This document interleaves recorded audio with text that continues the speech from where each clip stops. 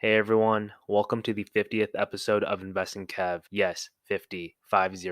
I started this channel back in June of last year, and to be 50 episodes in is crazy to think about. In today's episode, the market is rocky, and I just want to share my approach on how I'm investing in 2022. The way I'm approaching the markets in 2022 is likely different than other people, and that's totally fine. At the end of the day, as long as you're investing in solid companies that have a future, good financials, with a strong management that can navigate through the different risk factors, that's what's most important. This channel is currently at 430 subscribers and it is growing. So if you like this content, please give it a thumbs up, subscribe, and leave a comment. I really like hearing from you all, and I'd love to hear how you're approaching 2022 from an investment standpoint. Are you investing in stocks, ETFs, crypto, options, buy and hold, cash on the sideline, a mix of different strategies? Let me know. Also, if you want to follow my strategies portfolio where I invest in 4 different common investing strategies, the link is in the description box below. I added a section where I track the purchase history of each stock. You can see the shares purchased on each day alongside the average price per share. This is dollar cost averaging through a long period of time through the ups and downs. I'm providing full transparency, and I really hope this is beneficial for you all. I want investors to see, for example, how I purchased DraftKings on June 1st at $49.67 per share. On September 15th, I bought it at $59.06. And just last month, I bought it at $27.73.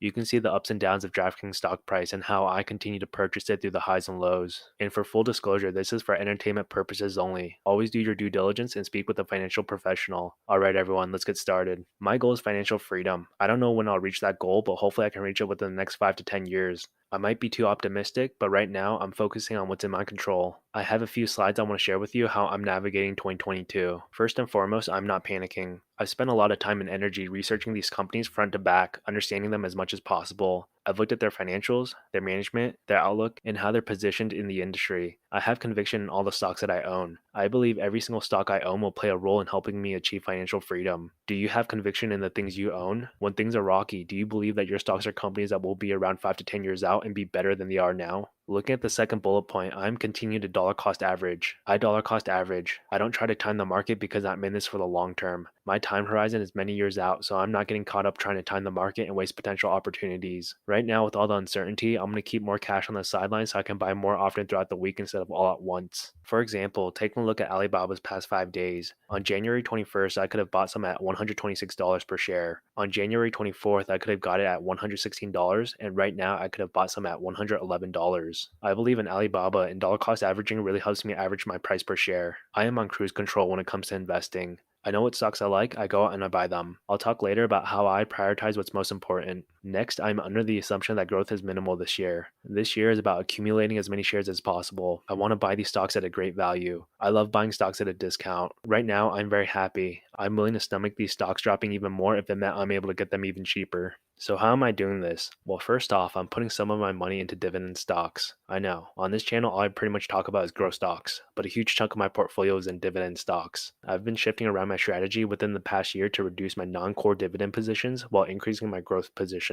Why do I like dividends? Well, it increases my purchasing power. Most dividends are reinvested back into the dividend paying stock, which continues to speed up the snowball and compounding effect. For the dividends that aren't reinvested back in, I use that money to purchase fractional shares of growth stocks. I like investing in REITs such as Realty Income, ticker O, Simon Property Group, ticker SPG, and Stag Industrials, ticker STAG. I am really heavy on the REIT sector. If you want to learn more about my top 5 favorite REITs, check out episode 16. I am also considering investing in AT&T. I currently own a lot of shares of AT&T, but this summer they're going to be splitting off their company, merging their Warner branch with Discovery. AT&T's dividend is going to be cut, I think around 40%. From now until then, I'm getting a dividend payment on February 1st and will likely get one more payout in May before the split. So I'm considering putting in some money to get one more big dividend payment from AT&T. After the merger between Warner and Discovery, I might possibly sell off that spinoff stock that I'll receive or possibly keep it. When it comes to value investing, the stocks I'm focused on are primarily Chinese and US companies. Right now, as the feds are raising rates in America, the government in China is reducing interest rates. I've done multiple videos about why I'm bullish on China. A lot of the fear-mongering headlines that happened last summer through the winter, if you spent some time to research, you'd realize it was overblown. That fear, uncertainty, and doubt allowed me to go heavy into Alibaba, NIO, Tencent, Baidu, and many more. That's allowed me to increase my position in Ucene and Up FinTech. These are stocks that I believe can double their price, possibly triple or even more. Check out episode 44 on my top favorite Chinese stocks for 2022 and beyond. Looking at American stocks, I came out with a video in December focusing on 10 US stocks for 2022 and beyond. I really like all the stocks, but I said in that video it's fluid and things can change. I love Advanced Micro Devices and Nvidia. I think Adobe is a great company, but right now I would swap that out with CrowdStrike. I think Disney is a solid company, but right now Micron Technology looks very attractive. One stock that's not Chinese or American, but I've had my eyes on for a while is C Limited, ticker SE. I'm grounded in the stocks that I like. But through my research, I'm more than willing to swap around some things that I feel present a better opportunity. That doesn't mean I hate Adobe and Disney. It's just that right now I think CrowdStrike, Micron Technology, and C Limited are calling my name. Check out episode 41 on my 10 favorite US stocks for 2022 and beyond. And check out my most recent episode, episode 49 on a CrowdStrike stock breakdown and analysis.